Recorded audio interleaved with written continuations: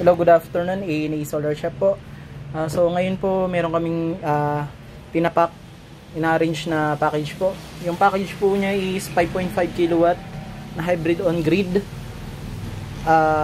Ang composition po niya, day inverter na 5 kilowatt, 10 pieces na Longi 555 watts na solar panel, tier 1 panel po yan, maganda po yan.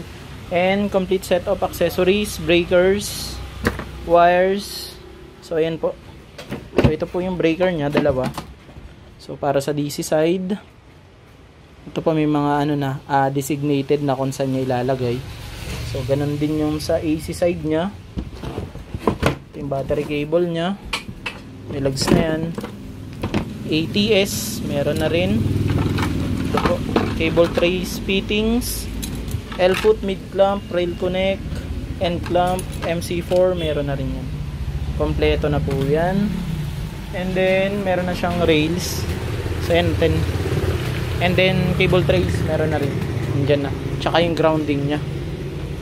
And then yun pala, tinest na rin namin to. And then sinet na rin po namin sa kanila yung setting nito para dun sa battery niya. Kasi nakabili na siya ng battery niya. So nauna niyang binili yun bago yung isang set ng package. So yun po, meron na rin siya susundan na diagram dito para hindi na siya malito dun sa magiging setup niya. And then taga Palawan po pala yung nag-order sa amin. Sa mga nagtatanong kung magkano inabot ng package ni Sir, 161,000 lang po. So kung gusto nyong mag-add ng battery, so since wala tong battery, so add 63,000 lang sa amin. Sa additional 63,000, meron ka ng LV Topsan na 100Ah 48 volts. So ayun po, 5 years warranty na po yun.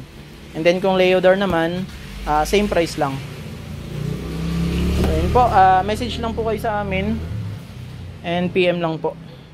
Yung na-miss ko pala, yung Leodar mas mataas yung price kumpara dun sa LV Topsan. So hindi pala sila same price. So PM lang po sa amin kung gusto po kayong kung gusto niyo pong magpa-set ng package sa amin. So ayun po, marami kami na-arrange ngayon, magulo yung shop. So ayun pa po, gagawa pa sila mga tao natin. So, maraming salamat po.